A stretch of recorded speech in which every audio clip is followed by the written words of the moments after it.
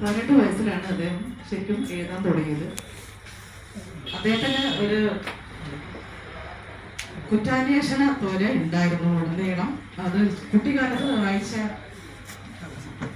ഷെർലോക്കിന്റെ ബുക്കുകൾ, ഷെർലോക്സിന്റെ ബുക്കുകൾ, അതേപോലെ കോട്ടി പുഷ്പനാഥ്, അങ്ങനെയുള്ള പുസ്തകങ്ങളോടായിരുന്നു കൂടുതൽ താല്പര്യമുണ്ടായിരുന്നത്. അതുകൊണ്ടൊക്കെ തന്നെ ആയിരിക്കും അദ്ദേഹം ആ ഒരു ക്രൈം ത്രില്ലർ മോഡിലാണ് ഈ സ്റ്റോറി. അദ്ദേഹം എഴുതിയ എല്ലാ കഥകളും തന്നെ, എല്ലാ നോവലുകളും തന്നെ ആ ഒരു രീതിയിലാണ് മുന്നോട്ട് പോകുന്നത്. കോഫി ഹൗസ് ഇദ്ദേഹത്തിന്റെ ഫസ്റ്റ് നോവലാണ്. ആദ്യം പബ്ലിഷ് ചെയ്തത് ഗ്രീൻ ബുക്സ് ആയിരുന്നു. പിന്നീട് അത് 2018 മാതൃഭൂമി ബുക്സ് ആണ് അത് പ്രസിദ്ധീകരിച്ചത്. വീണ്ടും അതിലെ കുറച്ച് പോരായ്മകളൊക്കെ അദ്ദേഹം തന്നെ അത് തിരുത്തപ്പെട്ടതിന് ശേഷം ആണ് ഈ ബുക്ക് വീണ്ടും ഇറങ്ങുന്നത്. 8000 കോപ്പി ഫസ്റ്റ് ടൈം തന്നെ വിറ്റഴിച്ചിട്ടുണ്ടായിരുന്നു. 15ാമത്തെ പതിപ്പാണ് ഇപ്പോൾ ഈ ഇറങ്ങിയ കോഫി ഹൗസ്. പിന്നീട് എഴുതിയതാണ് ഹൈഡ്രേഞ്ചിയ എന്ന ബുക്ക്, അതേപോലെ ഓറഞ്ച് തോട്ടത്തിലെ അതിഥി, അങ്ങനെ ഒരുപാട് ബുക്കുകളുണ്ട്. എല്ലാ പുസ്തകങ്ങളും കൂടി ഇതേപോലെ തന്നെ ക്രൈം ത്രില്ലർ ആയിട്ട് തന്നെയാണ്, കുറ്റാന്വേഷണം അതിനോടനുബന്ധിച്ച് വരുന്ന സസ്പെൻസ് ത്രില്ലറൊക്കെ തന്നെയാണ് ഈ കോഫി ഹൗസിൽ വരുന്നത്. ഒരു കോഫി ഹൗസ് കോട്ടയം ജില്ലയിൽ ഉള്ള ആ പ്രാന്തപ്രദേശത്തും അവിടെയുള്ള പരിസരങ്ങളും തന്നെയാണ് കഥയിലുടനീളം വരുന്നത്. കോഫി ഹൗസ് ബന്ധപ്പെട്ടിട്ടാണ് കഥ മുന്നോട്ട് പോകുന്നത്. അവിടെ നടന്ന കൊലപാതകങ്ങൾ, 5 കൊലപാതകങ്ങൾ നടന്നു. 5 കൊലപാതകങ്ങളാണ് അവിടെ നടന്നിട്ടുള്ളത്. അത് 2 സ്ത്രീകളും 3 പുരുഷന്മാരായിരുന്നു. അത് ആ കൊലപാതകങ്ങൾ നടത്തിയ കുറ്റവാളിയെ അവര്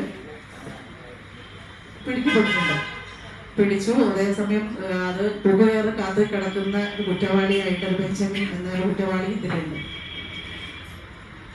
അപ്പോൾ ഈ കേസ് അന്വേഷിക്കുന്ന പോലീസ് ഓഫീസർക്ക് ചെറിയൊരു സംശയം തോന്നിയിട്ടുണ്ടായിരുന്നു. പക്ഷെ നമ്മുടെ നാട്ടിലുള്ള ഒരു രീതി അനുസരിച്ച് ഇലക്ഷനൊക്കെ വരുന്ന സമയത്ത് പ്രത്യേകിച്ചും കുറ്റവാളിനെ പിടിച്ചിട്ടില്ലെങ്കിൽ രാഷ്ട്രീയപരമായി സാമൂഹികപരമായി ഒച്ചപ്പാടുകളൊക്കെ ഉണ്ടാകും. പെട്ടെന്ന് തന്നെ പ്രതിയെ പിടിച്ചില്ല എന്നുള്ള ആ ഒരു വിഷയം മീഡിയാസൊക്കെ ഏറ്റെടുത്ത് അങ്ങനെ ഒരു അസ്വസ്ഥമായ ഒരു അന്തരീക്ഷത്തിലാണ് പെട്ടെന്ന് തന്നെ കുറ്റവാളിയെ പിടിക്കേണ്ടി വരുന്ന ഒരു സാഹചര്യം പോലീസ് ഡിപ്പാർട്ട്മെന്റിന് ഉണ്ടാകുന്നത്. അതിനൊരുപാട് ഫോഴ്സുകളൊക്കെ അവർ പിന്നിലുണ്ട്. അപ്പൊ പിന്നെ ഒരു ഏകദേശം വന്ന ഒരു പ്രതിയെ പിടിച്ചു വെക്കുന്ന ഒരു രീതി ഇതിൽ കാണുന്നുണ്ട്. അങ്ങനെയാണ് ഈ ബെഞ്ചമിനെ അറസ്റ്റ് ചെയ്തത് എന്നുള്ള ഒരു സംശയം നമുക്ക് തോന്നുന്നുണ്ട്. പക്ഷെ അതിലേക്ക് കഥ കൊണ്ടെത്തിക്കുന്നത് വളരെ നല്ല ത്രില്ലായിട്ട് തന്നെയായിരുന്നു. ഒരു ആൻസൈറ്റി ഉടനീളം ആ ഒരു ആകാംക്ഷ ഉണ്ടാക്കുന്ന ഒരു സാധാരണ നോവലുകളിൽ നിന്ന് വ്യത്യസ്തമായിട്ട് അങ്ങനെ ഒരു ആകാംക്ഷ നമ്മൾ അതിലുടനീളം നമുക്ക് തോന്നും. എന്തായി നെക്സ്റ്റ് എന്താണ്. അപ്പൊ ആരെയായിരിക്കും എന്നുള്ള അതൊക്കെ ഭംഗിയായിട്ട് കൊണ്ടുപോയിട്ടുണ്ട് ലാബോറോസ് എന്ന എഴുത്തുകാരൻ. പിന്നീട് അത് ആ അന്വേഷണം ക്ലോസ് ചെയ്ത് തൂക്കുകയറ് കാത്ത് കിടക്കുന്ന പ്രതി വീണ്ടും ഒരു അന്വേഷണ വിധേയമായി അത് കേസ് കുത്തിപ്പൊക്കുന്ന ഒരു സിറ്റുവേഷനാണ് വരുന്നത്. ആ സാഹചര്യങ്ങളൊക്കെ വളരെ മനോഹരമായിട്ടുണ്ട് രാജോസ് ചിത്രീകരിച്ചിട്ടുണ്ട്. മെയിൻ കഥാപാത്രമായി വരുന്ന അതൊരു ലേഡിയാണ്, ഒരു വനിതാ ജേർണലിസ്റ്റ് എസ്തർ. എസ്തറിന്റെ ഓരോ ഭാവങ്ങളും ഒരു പുരുഷനാണ് എഴുതിയത്. പക്ഷെ ആ സ്ത്രീയായി കഥാപാത്രമായിട്ടുള്ള എസ്തറിന്റെ ഓരോ സ്ത്രീ സഹജമായ പല കാര്യങ്ങളും വളരെ തന്മയത്തോടു കൂടി രാജോസ് ചിത്രീകരിച്ചിട്ടുണ്ട്. അതൊരു ഇൻട്രസ്റ്റിംഗ് ആയിട്ട് തോന്നി. ഒരു സ്ത്രീയുടെ മനസ്സ് വളരെ ഭംഗിയായി തന്നെ പല കാര്യങ്ങളും അദ്ദേഹം എഴുതിയിട്ടുണ്ട്. അതുപോലെ നല്ല നല്ല പോയിന്റുകളും നമുക്ക് നോട്ട് ചെയ്ത് പറ്റിയ കുറച്ച് പോയിന്റുകളൊക്കെ ഈ നോവലിൽ വരുന്നുണ്ട്. അപ്പോൾ 6 വർഷങ്ങൾക്ക് ശേഷം വീണ്ടും ഒരു പ്രസിദ്ധീകരണ സ്ഥാപനം, അവിടെ വർക്ക് ചെയ്യുന്ന ജേർണലിസ്റ്റ് ആയ ഒരു ലേഡി എസ്തർ, അവൾക്ക് ഒരു ഇന്റർവ്യൂവിനുള്ള ഒരു ക്ഷണം കിട്ടുകയാണ്. അവൾ ചെയ്യുന്ന സ്ഥാപനത്തിൽ നിന്ന് അവർ പറയാം നമുക്കൊരു സെൻസേഷണൽ ന്യൂസ് കൊടുക്കേണ്ടതുണ്ട്. അപ്പോൾ എസ്തർ പോയിട്ട് ഒരു ഇന്റർവ്യൂ എടുക്കണം, ഈ കുറ്റവാളിയുടെ ഇന്റർവ്യൂ എടുക്കണം എന്ന് പറയാം. അപ്പോൾ തന്നെ അതിന്റെ ആവശ്യമുണ്ടോ എന്ന് പറഞ്ഞിട്ട് ഈ ജേർണലിസ്റ്റ് ആയിട്ട് എസ്തർ എസ്തർ ഇമ്മാനുവൽ അത് ഷൗട്ട് ചെയ്യാണ് അവരുടെ MD ആയിട്ട്. കാരണം ഈ 5 കൊലപാതകം നടത്തി, അത് മാത്രമല്ല അതിലൊരു പെൺകുട്ടിയെ ആക്രമിച്ച് കൊന്നതിന് ശേഷം റേപ്പ് ചെയ്യുകയും കൂടി ചെയ്തിട്ടുള്ള അത്രയും ക്രൂരനായ ഒരു കുറ്റവാളിയാണ്. അപ്പോൾ അയാളെ പോയി ചെന്ന് കാണുക എന്നൊക്കെ പറഞ്ഞു കഴിഞ്ഞാൽ ഒരിക്കലും ചിന്തിക്കാൻ പോലും പറ്റില്ല ഒരു സ്ത്രീ കേട്ടോ. അങ്ങനെ അത് അവൾ നിരസിച്ച് ആ ഒരു സിറ്റുവേഷനാണ് വീണ്ടും കഥ 6 വർഷങ്ങൾക്ക് ശേഷം കുത്തിവെക്കുന്നത്.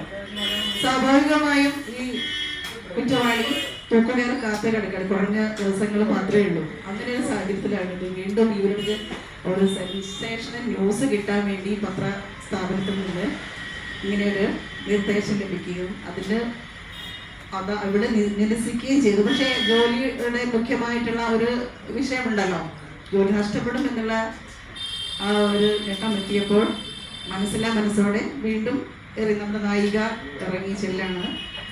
അതിനെപ്പറ്റി കുറ്റവാളിയെ പോയിട്ട് ജയിൽ സൂപ്രണ്ടിന്റെ പെർമിഷനോടുകൂടി ചെന്നിട്ട് കാണാന്നുള്ള ഒരു രീതിയിലേക്ക് മനസ്സിലാക്കുന്നത് പോവാണ് ഇവർക്ക് വേണ്ടി, മനസ്സുകൊണ്ടല്ല.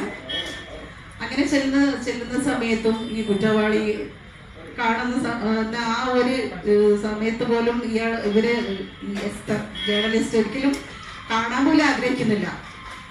പക്ഷെ ഈ ബെഞ്ചമിൻ എന്ന് പറഞ്ഞ നമ്മുടെ ഈ കൊലപാതകിയായ കുറ്റവാളി കാണാൻ ആഗ്രഹിച്ചത് അമ്മയെയോ സഹോദരങ്ങളെയോ ബന്ധുക്കളെയോ ഒന്നുമല്ല.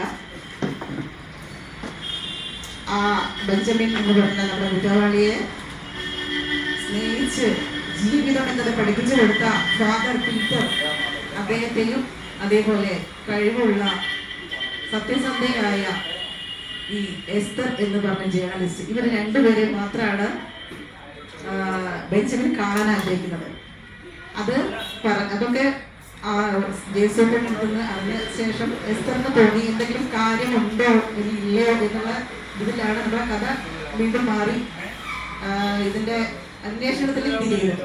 എല്ലാവരും ഒഴിവാക്കിയ സംഭവം അത് വീണ്ടും കുത്തിപ്പൊക്കാൻ കാരണം ഈ ഒരു ചിന്തയാണ്. അങ്ങനെ ഈ പീറ്ററച്ചൻ സംസാരിച്ച് പറയുന്ന സമയത്ത് ഇവിടേക്ക് ചെറിയ സംശയം തോന്നി. ഇനിയിപ്പോ ഒരു കുറ്റവാളി അല്ലെങ്കിൽ ഈ ഇങ്ങനെയുള്ള ഒരു നിരപരാധി ആണെങ്കിലോ അങ്ങനെ ഒരാളെ ശിക്ഷിക്കാൻ പാടില്ലല്ലോ, അങ്ങനെ ഒരു ചിന്ത വരുന്നില്ല. അഥവാ അങ്ങനെയാണെങ്കിൽ അതിനൊരു വഴി നോക്കിയാൽ നല്ലതല്ലേ, അത് മനസാക്ഷിയുടെ മുമ്പിൽ അങ്ങനെ ഒരു ചിന്ത വരികയാണ്. അങ്ങനെ ഇപ്പൊ രക്ഷിക്കാനൊന്നും എന്തായാലും പറ്റില്ല, പക്ഷെ ഇത് ആളുകൾ അറിയിക്കുക എന്നുള്ള ഒരു ഇതും കൂടി ഉണ്ടല്ലോ, ജനങ്ങളുടെ ബോധ്യപ്പെടുത്തുമ്പോൾ മരിക്കുന്ന സമയത്ത് മനസ്സമാധാനം വയ്ക്കാമല്ലോ.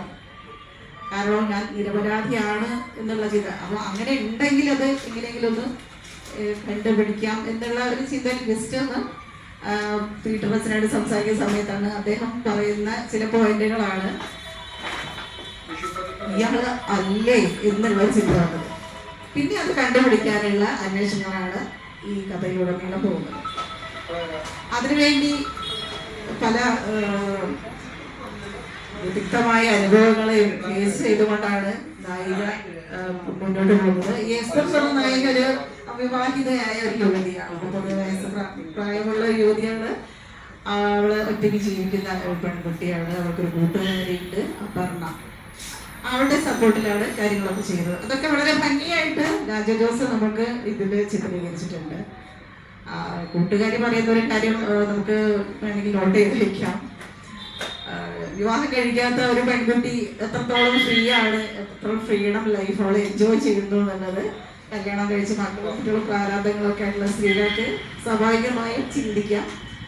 അവള് ഫ്രീ ആയിട്ട് നടക്കുന്നത് കാണുമ്പോൾ അസൂയൊക്കെ ഉണ്ടാവും. അങ്ങനെ പറയുന്ന സമയത്ത് എസ്തർ പറയുന്നൊരു വാക്കുണ്ട്, വെറുതെയാണ് ഇത്, ഞങ്ങളുടെ ലൈഫ് കനലാണ്, ശരിക്കും നീ ചിന്തിക്കുന്ന പോലെയല്ല.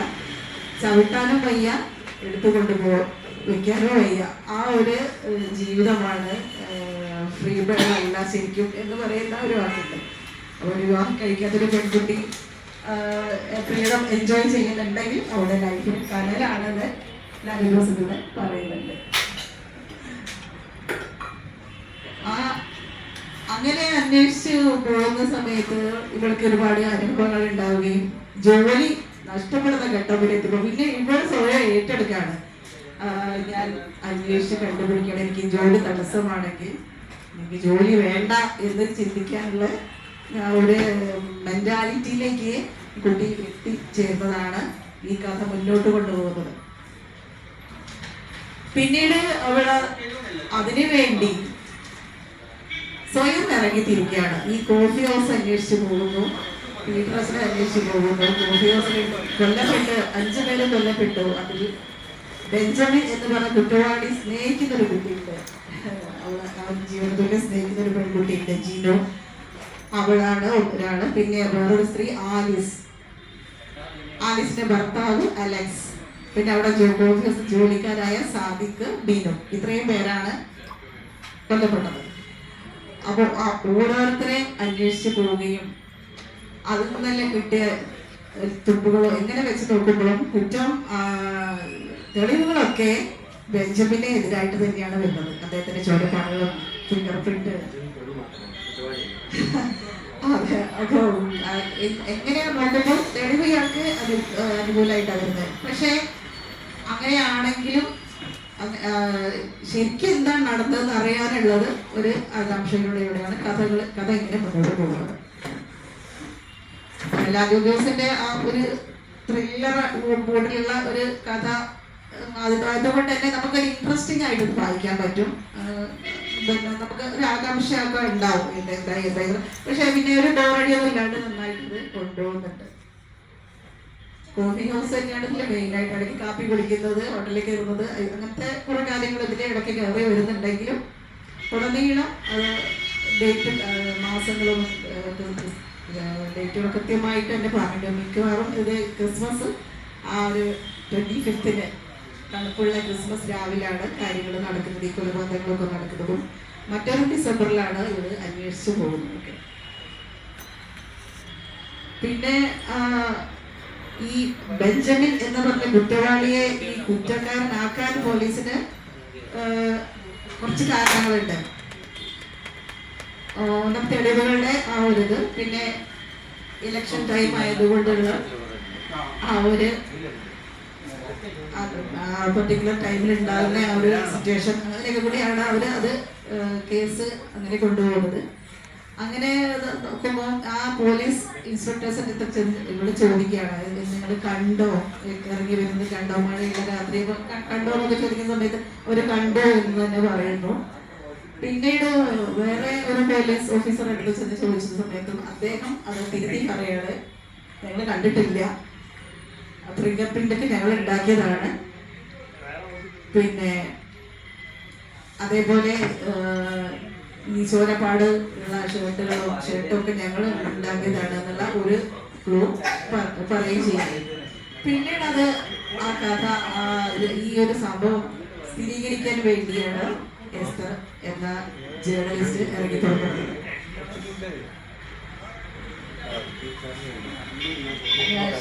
രാഷ്ട്രീയ ഭരണ താല്പര്യം ഭരിക്കുന്ന ആളുകളുടെ താല്പര്യമുണ്ട്, അല്ലെങ്കിൽ ആ സ്ഥാനാർത്ഥി ജയിക്കുകയും ചെയ്തു, ആ കേസ് ഒതുക്കി തീർക്കണം. അങ്ങനെ അതില് ഈ എസ്തറും സ്ത്രീശക്തി എന്നുള്ള സംഘടനയിൽ പ്രവർത്തിക്കുന്ന ഒരു ലേഡി കൂടിയായിരുന്നു.